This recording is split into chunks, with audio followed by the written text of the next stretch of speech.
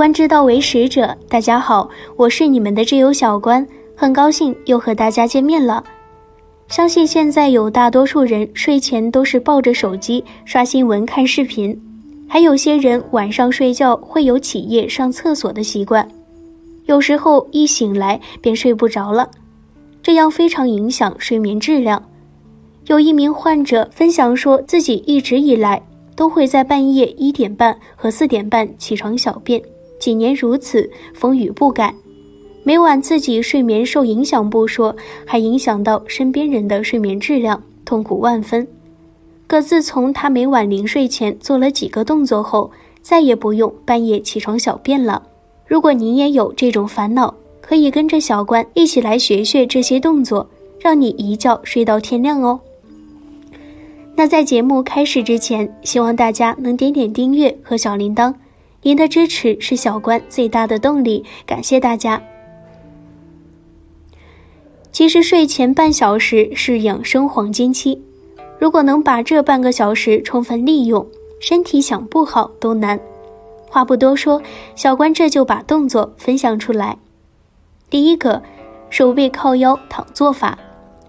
睡前将两手背紧靠腰部，仰卧于床上，5到10分钟后，其热感会逐渐传遍全身。睡前将人的双手外劳宫贴紧2肾后，双掌的热量直接温煦了2肾，将肾内虚寒之气逼出，通过运行变成大小便排出体外。尤其是晚上10点半至11点是亥时尾、子时头，此刻地气最旺，地气通过内劳宫吸入，穿过外劳宫直接注入2肾，伴随2掌的热量和五行之气温煦了2肾。开始时双掌被腰压住会出现麻胀现象，3到5天后即可适应消除，双腿会感到轻松灵活。先经络提示常酗酒的人按压时，脑门还会渗出汗珠，有的腰部会出汗，这都是肾气在逐渐充盈的好现象。第2个动作，脚趾回勾。做完第1个动作，肾气得到补充后，我们就要开始打通膀胱经了。体内无毒则无百病。做法，双腿伸直并在一起，脚尖回勾，双手抓着脚趾，身体慢慢向下压。这是一个帮助膀胱经排毒的方法，至少要做10分钟，越是够不到，越说明你要做。只要大腿后侧的大筋有拉伸的感觉就可以了。紧接着再掐一掐跟腱，效果更好。因为跟腱的外侧和跟腱的内侧有一对重要的穴位，一个是肾经上的太溪穴，一个是膀胱经上的昆仑穴。把手指放在我们跟腱的外侧和跟腱的内侧，以跟腱为中心，2个手指对着掐，这样掐下去就相当于事半功倍，同时补了2条经络。第3个动作，抬脚。注意，在抬脚前后需各喝300毫升温开水，心平气和，保持放松自然呼吸，不可憋气，靠腰力及丹田气力来支撑身体下半部所受之酸，使身体与大腿呈90度，大腿与小腿呈90度。开始抬脚后，心中默数200下，然后把脚放下放平，在心中默数100下作为休息。第2次抬脚，心中默数200下，再放下脚休息100下。第3次抬脚200下就完成了。在抬脚过程中，大小腿有些麻，小腹膀胱处有些酸痛，肌肉会被拉得很紧张。说到抬脚的好处，小关不免要夸上一夸。好处1，在抬脚时血液会迅速流回肝、肾，给予重新排毒解毒，此时新陈代谢增加，腰部以下会有强烈肌酸的反应。为了排解瞬间增加毒素，人体脑下垂体自会分泌激素，激发潜能，加强排毒，最后在流汗中将毒素排出。2，在抬脚时可引浊气下行排出，升清降浊，正气倍增。3，在抬脚时毛细孔扩张，增加皮肤吸收及代谢作用，解决心胸之郁闷，心胸开朗，气沉丹田，心脏恢复正常功能。4，在抬脚时，流汗可将体内酸性毒素排出，血脂肪自然燃烧。5. 在抬脚时，大小肠会自然蠕动，膀胱更有力，男女生理功能更是增强奏效，何来便秘、月事不顺等失调症。6. 在抬脚时，脊椎保持水准，全身肌肉富有弹性，气血顺畅，各关节会增生骨髓。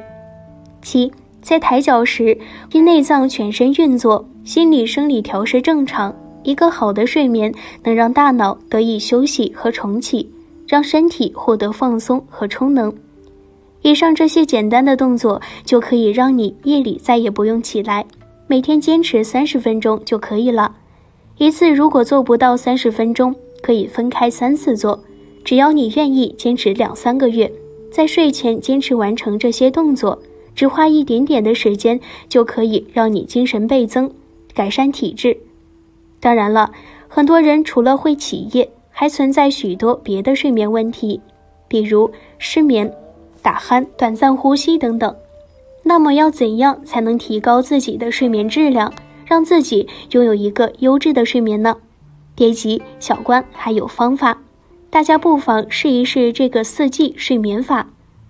春季，早睡早起，春是万物生长之际，具体睡眠时间一般需保持晚上10点半入睡即可，早晨要早起6点左右为宜，这样有利于机体内阳气的生长。夏季，夜卧早起，夏季睡时最短，万物皆处于极盛状态，婴儿作息更需要夜卧早起，建议在晚上11点左右卧床休息，但早起时间仍为6点。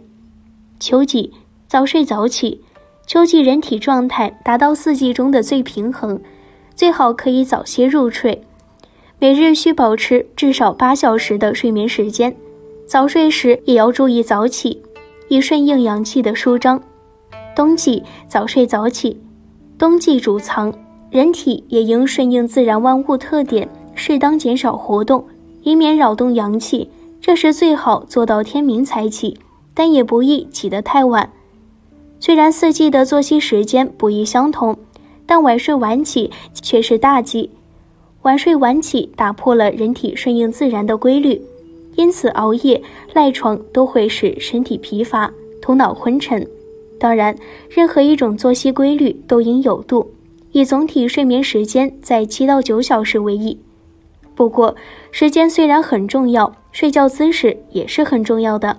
专家提示，右侧卧位是最提倡的，右侧卧，右腿伸直，左腿弯曲，右手护住耳朵，左手放在一边。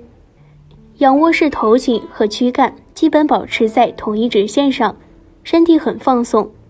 但是仰卧时口腔中的悬雍垂会下垂，会引起气道阻塞，出现打鼾的现象，而腹卧式会压迫胸腹，会引起心脏血液的不好。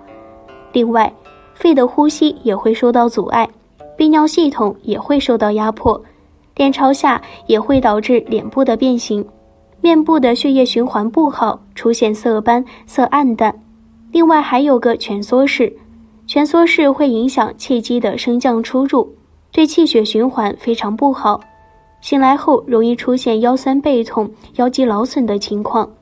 另外，随着年龄的增长，特别是35岁以后，人体自身分泌的褪黑素明显下降，平均每10年降低10%到15%，导致睡眠紊乱以及一系列功能失调。因此，从体外补充褪黑素，可使体内的褪黑素水平维持在年轻状态，调整和恢复昼夜节律，加深睡眠，提高睡眠质量，改善整个身体的机能状态，提高生活质量，延缓衰老进程。那么，我们学完睡前动作和睡觉姿势，还要注意睡前别做这5件事。1. 睡前3小时禁饮酒。很多人认为睡前饮酒可促进睡眠，但研究证明，虽然它可以让人很快入睡，却只能让睡眠一直停留在浅睡期，很难进入深睡期，降低睡眠质量。2. 睡前6小时禁饮咖啡。因为咖啡因会刺激神经系统，且有一定利尿作用，容易导致失眠。3. 睡前2到3小时进食。晚餐吃得太饱或睡前吃东西会导致胃酸分泌增加，给肠胃带来负担。如果临睡前感觉特别饿，可以吃些清淡的饮食，如全麦面包或牛奶。4. 睡前2小时即体育锻炼。运动会让大脑处于兴奋状态，影响睡眠质量。睡前可做些和缓的伸展运动，让身心慢慢平静下来。5. 睡前1小时关闭电子产品。睡前使用手机、电脑等会阻碍人体生成褪黑素，使睡眠处于较浅的状态。好了，以上就是本期节目的全部内容，观友们都学会了吗？不妨今天晚上就试试吧，给自己打造一个优质睡眠，睡醒神清气爽不疲惫。如果您觉得通过今天的节目学到了有用的知识，希望您分享给身边的朋友。喜欢小关别忘记点击订阅哦。那我们下期节目再见。